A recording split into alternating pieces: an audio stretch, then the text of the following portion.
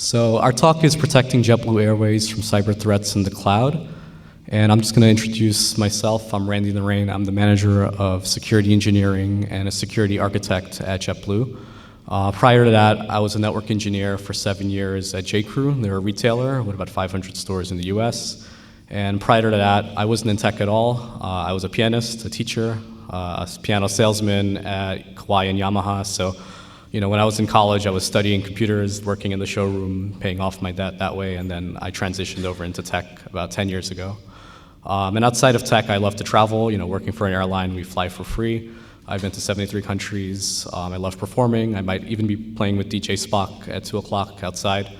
And then, I love hacking, learning how things work, and I'll introduce Greg. Hey guys, I'm Greg Speranza. I'm a security engineer at JetBlue. Pretty much started my career at JetBlue, been here for 7 years, started out as desktop support, worked my way up to security analyst, and now obviously I'm a security engineer. Kind of like Randy, in a past life, I wasn't doing anything with tech at all. I was trying to get into audio engineering and music and all these things, but obviously that fell through. Got into tech. Outside of work, I'm a big music and film enthusiast. I play multiple instruments, also a proud dog and cat dad. Cool. So our talk is going to have 4 sections. The first section, we're going to show how JetBlue operates from an IT perspective, what are the challenges we see, what makes an airline unique. Greg is going to talk a little bit about how he does a good job managing the WAF and protecting our site from bots. The travel industry is heavily botted, as you can imagine. We're also going to talk about the importance of cyber intelligence. JetBlue is a founding member of the Aviation ISAC, and this is a forum, a private forum where all airlines, OEMs, manufacturers can come together and collaborate, share intelligence, and just share networking with each other. And then at the end, we're going to have some time for Q&A. So what makes an airline unique from an IT perspective?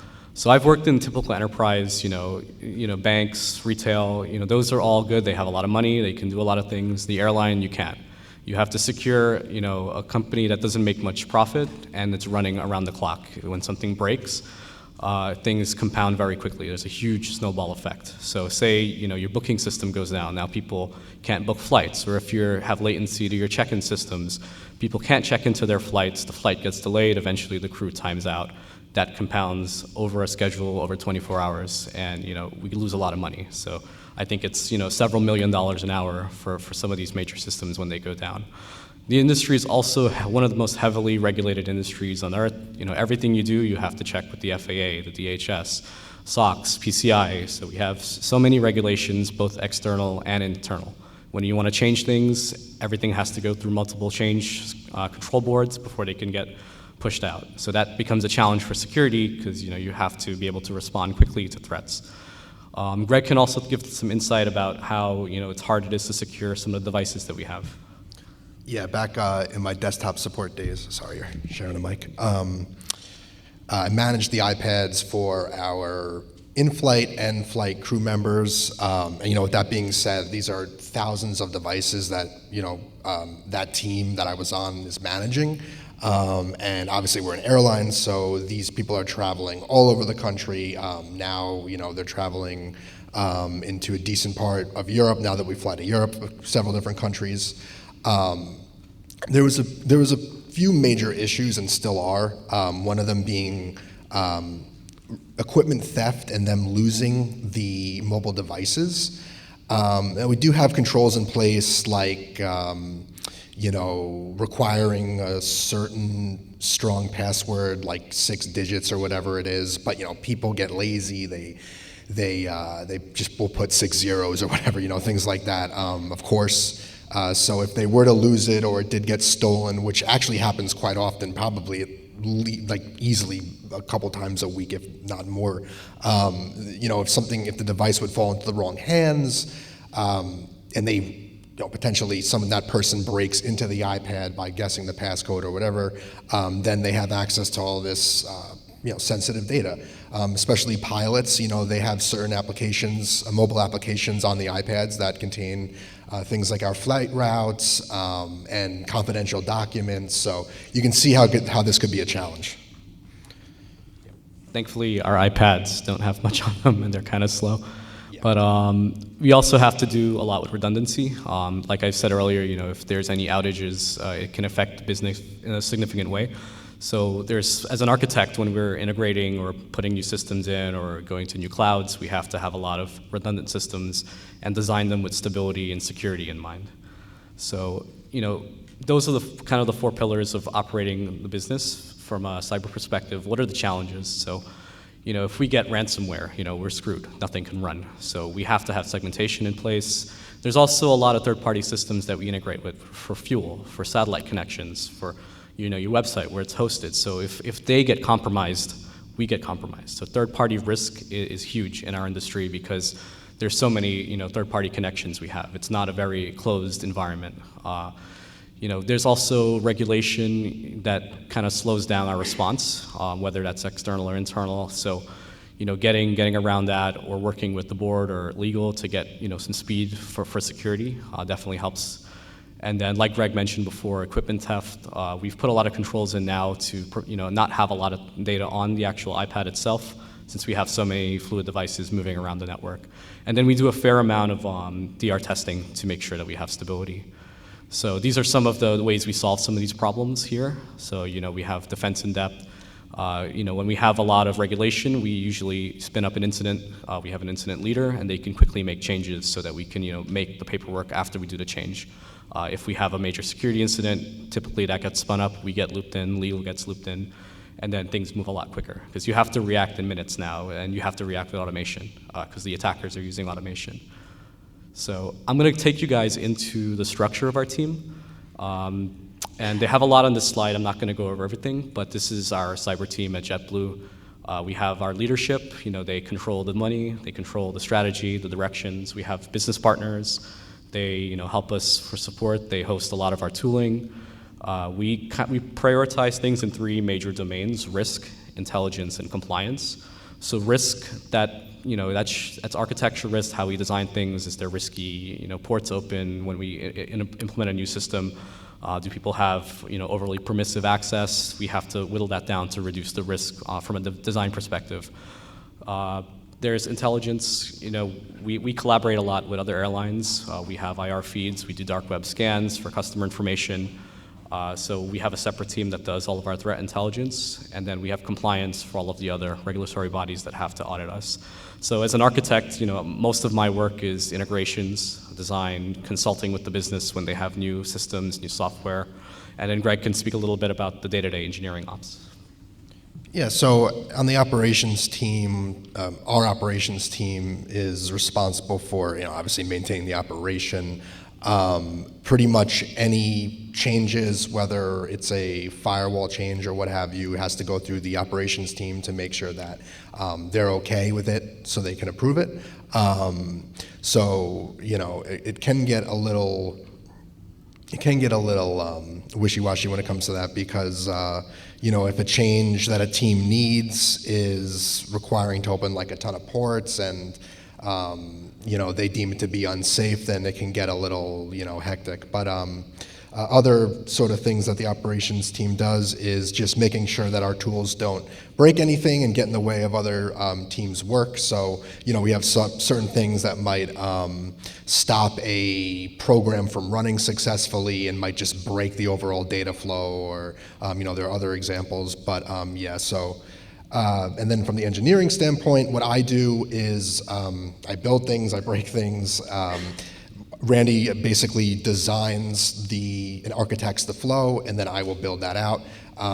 Right now we are pretty much finishing a major project of a SIM that I won't name that we just implemented, and I just finished building everything out basically for the rest of the team, and it's really cool to see our team now interacting with it and using it and seeing how much it helps their jobs. Yeah, and I just thought of something as he was talking. So one unique example, say a pilot gets malware on their phone and they're sleeping and they have to fly the next day. We can't call them to wake them up because they need to have rest to be able to operate the plane. So there's specific FAA regulation, to protect that, protect passenger safety. You don't want a tired pilot flying your plane. So the way we solve that, we have mobile EDR agents that we can access through remote shell. So if something happens on a device, we can remotely go in through the LTE connection, kill the process, see what's happening, even wipe the device. Sometimes, if they wipe the device, when they get to the airport, they'll just give them a new device, because we have desktop teams in all the airports. So that's one way we've kind of got around that. But that's kind of an example of what makes an airline unique. So there's things like that that happen all over. So I'll take you through one big incident that happened a couple of years ago. Many of you are probably aware of it if you worked in any enterprise in the industry. So it's Log4j. So Log4j came out in 2021. I was in Florida trying to have a vacation when this came out, and I got looped in on calls for 6 days straight. So this was back. I just want to add, I wasn't on the team yet, so this is all ready. Yeah, so I was an engineer at the time, Greg's position, and we first heard from our CDN provider. CDN is what copies your website out across the internet so that it's fast in different regions. So when you see web requests, it hits the CDN first. So they first started seeing reports from other customers of these weird strings coming in. And the way the vulnerability works, the attacker can send the request with a JNDI string. It's a Java string that gets logged. Now, when it gets logged, it executes whatever is in that payload. So somebody could open a callback, they can execute code, they can open a reverse shell, and it'll happen without authentication and with full access. So that's a very dangerous vulnerability, because you don't have to have access. You can do this remotely, and then you could target anybody that uses Java Log4j, which is like 80% of the internet. So that's in a nutshell how this worked. So the first step when I was on the IR side, we looked at the vulnerability to try to understand it. This diagram shows you exactly how it works, and the first step is understanding how does the attacker actually get in and exploit. So I set up a vulnerable web app on one of our internal, I think it was locally on my laptop, and this runs a web server with that vulnerable logging agent on it. Then I ran the exploit on myself locally and confirmed that I can go from one port out to the other port, kind of replicating that same flow.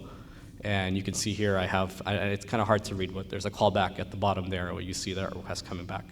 So I was able to compromise myself, so now we knew this vulnerability is out there, it's real, it's actually going to affect things. So then I looped in the red team. We were all on a major incident bridge. We looped in legal, our team, IT, and started the damage control. So we first had to enumerate, where are we at risk? We have a website, we have a mobile app, we have third-party apps, we have internal apps, what's external, what's internal, and have them start testing it. So I'm in a conversation here on Teams with our pen tester. Thankfully, he was in offshore hours, so even though this was late, he was up and working on it. And we started seeing payloads come in at this time. This was about 2.5 hours after there was reports in the news and in the forums about this vulnerability. So I started freaking out, seeing stuff come in and validating that if it's him or is it someone else. This was the playbook that I put together on the fly, just going through everything we have. So it was multiple vulnerabilities. Log4j was the most serious one at the top, but they had a few other ones. So you had to go through, are we at risk? How does it work? Where are we at risk? And what do we do to fix it? So this shows, kind of my methodology, because I was the incident leader on this bridge. And you can see each sheet in the spreadsheet has, a summary of all of that. And then the testing, threat hunting after the fact, and then how do we mitigate? So the mitigation, we solved it with VCL. So on our CDN, you can run code at the edge. So that's the first place an attacker hits when they're hitting us. So the best place to block it is the entry point. So Varnish was the language that we used, and I just put a pretty basic regex looking for the JNDI string in the middle, decoding it and blocking it. You get a 403 forbidden. And then at the same time, in parallel, all of our teams on IT were rushing to update this library on any system. And the hardest part is this library is baked into third-party software too. So if you have like Tableau running on your computer that's using this library, you got to reach out to Tableau now and tell them, hey, you got to update this and push out something. So that's where the bottleneck is. We can control our own software, but getting the third parties to update was a pain. So it was actually safer to just remove a lot of it off from public access while they were figuring out how to patch it. And this is patching a third-party library and a third-party vendor. So it took a lot of time for a lot of these legacy ones to get their stuff updated. As more people started hearing about the vulnerabilities, they started bypassing regex, and because of the WAF we had at that time was regex based, took up 5 days out of the 6, was just constantly pushing out new VCL to get the new permutations of the attack. And good thing I know Python and I can use the APIs and I can code, because I was just we have 65 services on our CDN. If I had to go in manually and change this for each service every time, by the time I change it, another one came out. So we had scripts that were talking to all of our services that can push this out pretty instantly. We got approval from the business to touch all these services at the same time, and we kind of kept up with all of the attacks until we got a more intuitive solution in front of it. And speaking of that solution, Greg can kind of talk about the newer WAF that we have and how we're still seeing attacks from this. Yeah, so here's an example event from our WAF dashboard here. You can see pretty kind of easy to follow. These, if you look at this site flagged IP, suspected bad bot, these are tags that are automatically generated by the WAF.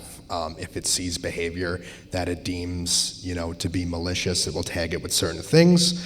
And then, of course, you can see that it tagged it with the log4j, JNDI, and then you have the exact payload that this particular person used. And then if you look at the UA on the bottom right, are you familiar with user agents, you'll notice that this one is obviously malicious. It's got HackerOne plus salmon at the end of it, so obviously that's nonsense. And then, what was I going to say? I'll move on to the next one. And speaking of bot mitigation, I'm going to go over a more recent example of how we kind of protect jetblue.com. We recently, just this week, actually, which is perfect, we had a fair sale. It was our first % discount-based fair sale in like 5 or 6 years. So we were expecting something like 13 to 15 million customers. Overall, we had 24.8 million flight searches over those 2 days, 202.4 million hits on jetblue.com, and it was generally like 3 times the amount of normal traffic we see on any given day. So obviously, it was a large increase. And if we look at a closer look here at the data, this basically represents, the purple line represents allowed requests or 200s, if you're familiar with the response codes, and then the bottom line is pink, and that represents our blocked requests. So overall, we blocked 5.7 million requests out of a total of 16.8, so pretty good. And overall, honestly, it was a really smooth experience. I've been managing the WAF for a year and a half-ish now, about. It was fantastic. There were really no issues. I always go into these fair sales expecting the worst. We've seen some really bad things before, but this was like I really had to do nothing. It was awesome. And according to our digital products team, it was the smoothest sale in years. I've talked to the managers on that side, and they've vented to me in the past before, Randy and I and some of the other people on our team really stepped in and took control of our web security, how much they were suffering when it came to these sales. There would be bandwidth issues, latency issues. The site would crash for minutes at a time, and obviously this leads to loss of profit. Customers can't complete the checkout flow. They can't spend their money on a JetBlue flight, so leadership gets upset with that, et cetera, et cetera. So site stability means more potential profit, which means everyone is happy. So how do we get to this point? How do we go from having all these issues with bandwidth and latency, et cetera, to now where we're at a point where it's so smooth that we basically just have to monitor. At least for that last time, knock on wood. So basically, it's a lot of lessons learned from past instances and experiences. Every time we had a past incident, it requires a lot of work, a lot of brain power, a lot of meticulous investigation into the data, into the logs, what these bad actors are doing, how they exploited us. In April, I believe, of this year, we had a DDoS attack that was like on jetblue.com at like 8 p.m. And I believe it was like something like 6 billion requests in 2 minutes from thousands and thousands of IPs. Luckily, we have a rate limiter on our CDN, so that actually pretty much retracted all that bad traffic. So the site only went down for like a minute or two, which was amazing. Because in the past, before we had that rate limiter, the site would go down for like 30 to 45 minutes at a time, and obviously lose us money. Another example is GFS's Google Flight Search. I'm sure a lot of you guys are familiar with that or have even used it. We came to notice that there was a lot of weird looking traffic that was coming from Google Flight Search. So basically how it works, quick little flow, demonstration on the flow. You go to Google Flight Search as a customer, you search for one of our flights, JetBlue's flights, you hit submit on Google Flight Search, that calls one of our endpoints. So we were seeing a lot of malicious traffic going towards that endpoint. And when we did more research into it, we came to find out that it was something like 95 to 98% of bot traffic. Like none of it was actually real traffic. So now we have all these controls in place specifically for that endpoint, targeting the things that these bad actors were doing in particular, and putting into their payloads. And now, it saved us a ton of bandwidth because we were having a lot of issues with that. And then the next part after that is establishing, after you figure out what the bad data is, where it is, how they're doing it, then you need to establish a creative solution using our controls, so the WAF or the, like Randy mentioned before, we can also use the CDN to do some creative solutions like with regex or what have you. We have to use these tools to create and combat these bad tactics that they're using. And then after that, it's about implementing it all at the right place. It's a lot of knowing your environments, your lower environments, your production environments, all these things, and knowing all your endpoints. We have a ton of APIs. You have to know what each one is in the flow and how they're called and what calls what, and it's important to know all that stuff. And basically, as you can see from this diagram here, this little circle diagram, it pretty much creates a snowball effect is how I see it, because the more we do this, the more it snowballs, the more positive we get towards a better defense. So yeah. And then for the future and building an even better defense, obviously we all know in this industry things shift and evolve every day. It's really important to stay on top of trends and the latest relevant vulnerabilities. I'm sure like a lot of you guys, I'm always looking at the news and seeing if there's any vulnerabilities that relate to JetBlue and the web apps we use, because mostly I'm on the website, obviously. No matter what, though, it will always be a game of trial and error. It's always, and you see I have the picture of whack-a-mole. That's a lot of what this stuff comes down to on a daily basis, which is now more of our analyst team is handling, as Randy and I have been training them to take over the daily stuff. So it's a lot of, there's this new IP from Germany that's, slamming us and causing latency issues on jetblue.com or whatever, and then it's, you have to think of a solution to block them, and then the next day there might be someone else. So it never ends. It is a lot of work. And then another big thing is collaboration. We do a ton of collaboration with our DevOps team, our products team, et cetera, et cetera. We have a huge thread in Teams where almost every day we're collaborating. We're all posting our findings if there's something malicious or suspicious looking, and we're always working together to solve the issue. And it's actually really awesome. Okay, back to Randy. Yep, and I'm building on what Craig said. If any of you in the room are also securing websites, you're securing the front end. You can always block things. In my opinion, as a security practitioner, it's much better to use deception, confuse the attacker. Instead of whacking the mole, confuse the mole. Learn how to build honeypots, learn how to build alias sites, learn how to redirect traffic, learn how to do tar pitting.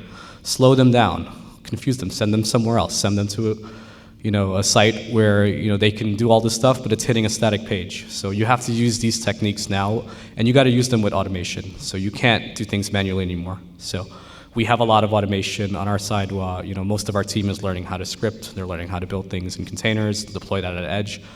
Even deploy it in JavaScript, and you can do all these things now. Since things are in the cloud, you can move quickly. In my opinion, that's the best way to secure any public website. So now I'm going to shift a little bit and talk a little bit about how we deal with the government and some of the compliance regulations that we have to do and how we get logs off the planes. So 3 years ago, there was a major hack. You might have heard of it, targeting a company called Colonial Pipeline. So they have the largest oil pipelines in the country from New Orleans to New York, and they got ransomware. So the whole pipeline shut down, all of their systems shut down, and this pipeline delivers jet fuel, delivers automotive fuel, it delivers raw diesel, all of major commodities throughout the country, and it shut down overnight when they got ransomware. They had to send the guy with a truck and an imager to each station in the pipeline from New Orleans to New York to get it back online. So I don't know if they ever released who did it, but this happened. Gas prices went up a few years ago. And now, in response to that, the Department of Homeland Security released numerous guidelines for critical infrastructure. In aviation, we have one called the ANSP. It's the Aircraft Network Security Program. And it's early in development, so there's been a lot of changes. Sometimes the government can be very challenging to work with. They don't change for a while, and then all of a sudden they'll change all the regulations in a week, and then you have to keep up with them or you get fined. And some of these fines can be $250,000. So one of the requirements we have to do is when a plane is in maintenance, we have to retrieve logs off of that plane. We have Airbus A320s, 220s, we have Embraer 190s. As these come in, when they're refueling or when techs are in, they go into the planes and they take off the logs from the planes.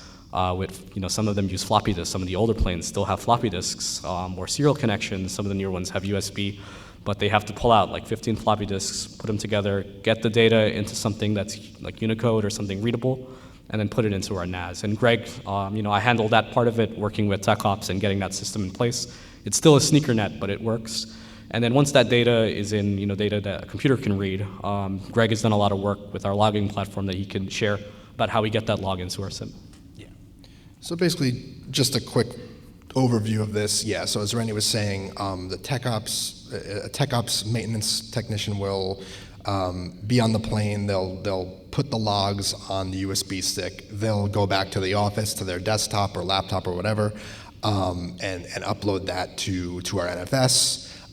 From there, our SFTP server will take that those log files, that batch of logs, and they'll that SFTP server will forward that to cloud storage. And then from the cloud storage, I will pull that with a log pass-through that we're using, and then that log pass-through will throw it into our SIM. And then actually, that's where I am right now. I just got some data into our SIM from these aircraft logs, and I'm working with our detection engineering team now to parse the logs out, get the data formatting to the place where it should be, so that our detection team can write efficient detections. Yeah, and as we discover things, we're partnering with Airbus. Essentially, all the systems on a plane are Linux. So, wherever we find issues, we can implement controls with the OEM, Airbus. We can control process, memory, open ports, disk access, to all these different subsystems that control things like in-flight entertainment, in-flight Wi-Fi, avionics, the toilet, whatever you want on the plane. We can detect it once we get these logs. Thankfully, these systems are pretty air-gapped, so we don't really see much, but if we see something, we have to report it to the federal agency, then we have to work with Airbus and the government to figure out what happened, why it happened, did it cause impact, did it potentially compromise the aircraft, do we have to take it out of service? So that's where we are today, and every airline in the US has to abide by these same standards. So It's an emerging kind of field, like a subfield for logging and detection. But it's very interesting because you see different things that you wouldn't see. You see stuff from the engine, you see stuff from the radar systems. So it's Linux systems, but it's a lot cooler logs than you would normally see. We have to keep these logs for like at least a year. We can get in a lot of trouble, basically. Yeah. So that leads me to our last part of the talk, which is the AISAC. So most every industry has an ISAC, which stands for Information Sharing and Collaboration. The one for aviation is Aviation ISAC. So there's a financial ISAC, a health ISAC. If you're a member of a company that's in these industries, I encourage you to talk to your board, talk to your leadership to get you membership. And it costs a lot, but the information you get is valuable. So this is a kind of a blurb of the Aviation ISAC. You can read about them online, they're public, and they do exactly what I just went through. And this is an example of a working group that we have. So we meet every quarter with different airlines, different airports, different manufacturers, and we talk through different problems we have. I'm a member of the Network Security Architecture Working Group. You can see the bottom left corner of the slide. This is TLP green. It's traffic light protocol, meaning green I can share it. It's an intelligence, quarterly, so if it's red or amber or something, we can't share it. So this is just a generic diagram. None of this is real, but this is a typical airline network. You have SATCOMs, you have local networks, you have wide networks, you have aircraft networks, end user networks, VPN networks, clouds, data centers, so it's large. I think, we have, our network alone has thousands of subnets, hundreds of thousands of devices, 60,000 people. So the networking in an airline is, very challenging to work with, and it's always moving, and it's never supposed to shut off. So those are some of the challenges we discuss in this group, and there's a lot of talented people that I've met from United, Delta, Boeing, Airbus in these groups, and we solve those challenges together. We also went to Southwest last year. Surprisingly, they have a pretty big cyber team, almost 300 people on their team, and they gave a pretty good overview of how they run cyber in their business. They shared everything, in this closed forum. And you can see some of the topics here on the left, and then we got some nice stuff from them too. And then we got to work with Airbus to kind of understand more about how the actual planes work. I have an IT background, I don't have an OT background, so I had no idea. Like, I know TCP IP, I was a network engineer. I don't know what ARNIC is, I don't know what TCAS is, what AIDs are, what GNAS is. Like, these are all non-TCP protocols that we have to learn. How do they work? How are they segmented? Safety is our number one value. If this is compromised, is the plane compromised? What happens to the pilot if he sees the false reading? So all of these things we discuss with the manufacturers to kind of understand where the risks are, and then we can quantize the risks and address them. So, and if anyone's old enough, they might recognize the little blow-up guy on the left from the movie Airplane. So they always bring him, and he's our pen tester when we're testing the avionics. And it's a good movie if you haven't seen it. So this is in Southwest's hangars. We literally got to see how they take the plane apart. Physically, as a hacker, where can I go in the plane? What can I touch? Is this serial port live? Can I plug in? What information can I get from it? Is it even a serial port? Is it some other kind of interface? So that was really fascinating, like learning what happens in the cabin when you go in the plane. Where the risks are, what's different from plane to plane. And then you can see in the top right picture, these are people from Airbus, Boeing, Lufthansa. So the whole world comes together at these forums, which is great. And then at the bottom right is our threat intel team. So we got to meet, because all of us are remote now. When we went to this, I met some of them for the first time. And then this was cool. We partner with Embry-Riddle University, so we have a lot of students. Not many people study IT and avionics at the same time. Usually we have to look for people in the Navy. We're trying to bridge the gap to get students in learning how planes operate and how IT systems operate so they can secure planes in the future. And what this university does, they do a hackathon every year. They have little model planes with Raspberry Pis that control flaps, motors, cockpit, all in emulated software, but the software is from like Airbus or Boeing, so it looks like it's real. And then they can connect to it over a LAN port, and they can start, learning. What does this command do? Does it move the flap? Does it open, this bus on the cockpit? How can we interact with it? And then it just gets them interested. So maybe, they'll go forward, get a degree at the university, also study IT at the same time. They can do a dual degree. And at the end of that, they're ready to come into the industry. So that's the end of our talk. I'll leave some time for questions. If anyone has questions, feel free to come up or raise your hand or shout it out. Yeah. Thank you. Thank you. Thank you.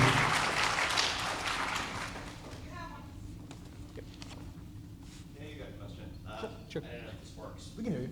Yeah. Okay, I'll just talk loud. So there were a couple of things on the org diagram that I didn't actually see that would normally be in a security program, and so I'm just wondering whether you guys have them. Yeah. The first is an AppSec testing function, so things like static analysis, dynamic analysis, software Yeah. composition analysis. And then the other question I had is, do you guys have a security champions program or a security training program or both? And if you do, how do those work? Yeah, so I couldn't fit everything in. Yeah, I couldn't fit everything in the little boxes, but we do have an AppSec. They are between our vulnerability management. Pen testing reports to the vulnerability management team, so they kind of operate cycles there. We do static, dynamic analysis as well. We have a bug bounty program that just launched, so if you find bugs, we're trying to get more rewards out there, like miles or tickets eventually. But we have a HackerOne presence as well. If you find stuff, you can submit it there, and we do a pretty good job. I think that team is very talented, and they do a pretty good job of operating and resolving those. And they operate on US time and overseas time, so that even if there's stuff overnight, they can address that. And we do have a champions program, so we work a lot with IT. We have system engineers, network engineers that we partner with. That we need to, if a major incident happens, I have people on my phone I can call right away, get them on a bridge. If we see issues, in our clouds, in our data centers. And then we have partners on the outside federally and, with Airbus, with different systems that we use, and we can reach them pretty quickly. And then if they see issues, they can also reach out to us in retrospect. And how do you guys run training? Training, we have training under the vulnerability team. They run like end user training. We have phishing tests all the time. We test our mobile workforce, the pilot, the ones who are not in the office day to day, who maybe are not exposed to technology much. We do a lot of phishing testing with them. Now we're doing phishing testing because now you can emulate a voice now, which is even scarier with AI. So we're doing things like that. We're training VIPs as well to recognize impersonation. Those are heavily targeted. And then we have general training for IT for our developers. We give them code training to make sure they're doing secure code, secure design, and then we have detections to see if they're actually listening to us. Yeah. Cool. Any other questions? Do you guys have any idea who the major attackers are? Yeah, for the DDoS attack, we found reports on the dark web that it was a state actor. I think it was related to the ongoing war with in the Middle East. So we're a partner with El Al, and El Al is an Israeli airline. I think because we're partners, they were attacking that airline and any partners that they had. So we were just caught in the crossfires there because that was a huge botnet. That was, terabytes hit us in an hour. So it was crazy. Also, last 2 years, we've had reattempted attacks from this threat actor. I think they were based in Africa, and they're known for targeting the aviation industry, and we kept seeing malicious stuff from them. Don't really think they're doing it much anymore. Not sure if I haven't really heard much, but yeah. So we do know. Obviously, it's hard to tell sometimes, but yeah, we have a good idea of some of these threat actors that will hit us continuously. So. I do a lot with bug bounties, and I've helped run a bug bounty program. I was wondering how the FAA figures into your bug bounty scope, because that can be really sensitive for hackers for certain telecommunications, right? Yeah, they haven't opened, so that would go through, like if you want to do a bounty on the planes or something, you would have to work with the manufacturer. So like Airbus has their own bug bounty program, we have our own as an operator, mostly for web stuff, but Boeing actually has a really good one. They have a good cybersecurity bug bounty program. They pay a lot more than we can. And you can work with them. I don't know if the government has like FAA. I know CISA probably does. DHS is probably going to launch something, but we would work in conjunction with the agencies for something like that. But as far as our program, it's mostly geared towards the website. Anything on the equipment would go through the manufacturer. Thanks. So a couple questions. Firstly, I know you guys said that a lot of those aircraft systems are air-gapped, so you see lower volume of threats. I was just wondering if you could speak into what you do see, what sorts of threats and attacks. And second question, what brought both of you to work at an airline in particular? Yep. So I've seen some of the logs. A lot of it is false positives right now. If a system fails or a disk fails, it might look like something else. If it starts re-encoding files, our SIM might think it's ransomware, where it's just updating and changing all the extensions because the software on these planes are ancient. The stuff that they run are ancient. So a lot of it is kind of looking, is this normal, and collaborating with Airbus. Airbus has given us a lot of good runbooks to explain why their software is built this way. But in a way that's good. It's kind of like obfuscation by design, because even if someone gets in, how does this work? It's so ancient, not a lot of people know anymore. And then some of the protocols that they use, especially on the avionics side, you really have a small body of knowledge that can dissect that, and it's closed knowledge, so it's not very shared out unless you have a military background or if you've been in avionics tech. So thankfully, those two factors keep them pretty secure. And I joined the airline actually right before COVID. I came from retail, which was falling apart. I thought I'd join an airline, and then we get a pandemic. But I live very close to JFK. I love to travel. I'm up to 73 countries now. It doesn't pay as much as other industries, but if you love planes, you love traveling, it's a good place to be. And I think probably the same for you. Yeah, pretty much the same for me. I love to travel. Always liked JetBlue. We're a pretty reputable airline, so it felt like, as I was trying to kind of pivot into tech, it felt like a good place to be. And now, all this time later, I'm glad I did it because I've gotten amazing experience. As Randy also touched on earlier, our network is incredibly complicated, and just our environment in general. So I feel like the things that we deal with, when it is time to go to that next step of the journey to another company, whatever, I'll be like, I've seen a lot already, so I can probably maybe handle it, depending on how big the company is. But yeah, so. Awesome, thanks. Any other questions? I have a comment. Yep. The name of the inflatable automatic pilot from the movie was Auto. Yeah, Otto. Yeah. It's a good movie. One question there? About how many team members are on the cyber team work? When I started, we had maybe 7 or 8. It was I have one right here in the audience who used to be on our team. It was hard because we weren't funded well. Cyber was like an afterthought when we started. But in the last few years, especially since there's been regulatory governance now, we were about 35 people, which is still small for the size of the company. Like Southwest has almost 300, but they're a much bigger airline. JetBlue actually is only 8 or 9% of the US market. The other 4 big ones, Delta, Southwest, United American, control 80%. So they have much bigger teams. But we do a lot with automation. We don't do things manually here. And we use a lot of good technologies. We have, a lot of AI systems inside. We have cloud systems. A lot of these other carriers are still in data centers. So because of that, we're able to control more with less people and do it faster. Thanks. Yep. So I've got one. You mentioned earlier you don't encounter a lot of folks who are studying avionics and cybersecurity at the same time. For anybody who's currently a student, or if somebody has a background in cybersecurity and they're interested in joining your part of the industry, what would you recommend to them in order to get their foot in the door or introduce themselves, or what they should study specifically? Yeah, I would start learning, how plane systems work. You have to know Linux. All of these systems are Linux. They're very old flavors of Linux, so you have to kind of go back and learn commands you might not use on a modern system, like Rocky Linux or something. These are systems that are from the 90s. So learning about different protocols besides TCP/IP. You can Google a lot of it. There's a lot of stuff from the Navy, a lot of stuff from the manufacturers that have white papers, but it's a lot to decipher. So if you want, find me after the talk. I could introduce you to this guy here in the middle. I don't know if you could see him with the mouse, but he's the professor who runs their cyber avionics program at Embry-Riddle, and he's looking for students. There's a gap. There's not a lot of people studying this stuff. So I can definitely connect you with him. You might have to go to one of their campuses, though. I don't know if they do remote stuff. They have campuses in Florida and Arizona, and he would be the best resource. Just to add to that real quick too, even that, I know me and you were talking about, we were talking about DEF CON or whatever.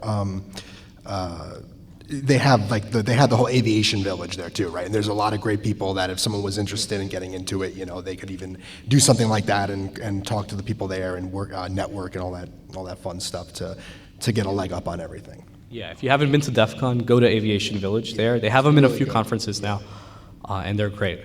Yep. Hey, so you mentioned that you use the cloud a lot more than some of your competitors, and that's giving you advantages in terms of labor and flexibility. Have you found any disadvantages of going that way, like in terms of expense or reliability or anything else? Yeah. Like I recently had to back up all of our old SIMS data for 1 year. It came out to 1.6 petabytes. I didn't realize that at the time, and we got hit with a large bill from our provider and from the cloud, which was also hosted in the same network. Thankfully, we were able to arbitrate the bill down, but there's unexpected costs when you do things that run like in the background or on, the back channels that you won't see until you see the bill. So forecasting is really important from a cyber perspective for things like that, because we run with a lot of dynamics. We could spin up containers and they can easily go into thousands of containers, and there's costs associated with that. So once that happened, we've kind of set budgets now to get alerts for those kind of things. But the speed of it makes up for it. So, if I had to do that on a NAS or, back up all of that stuff in the data center, I'd have to wait, weeks for some of that stuff to transfer. Now I can use our provider's backbone to move that data pretty quick on the cloud. And even speaking about our NAS, even that now, our platform engineering team is migrating all that to the cloud as well. So we're really trying to get as much up there as we can. Yeah, our goal is to get out of data centers. Everything now you can do from an API, you can do from a browser, you can manage your workforce, you can run business apps. There's not really a need for a data center anymore unless you need it for some compliance reason. Thank you. Thank you, everyone. Yeah.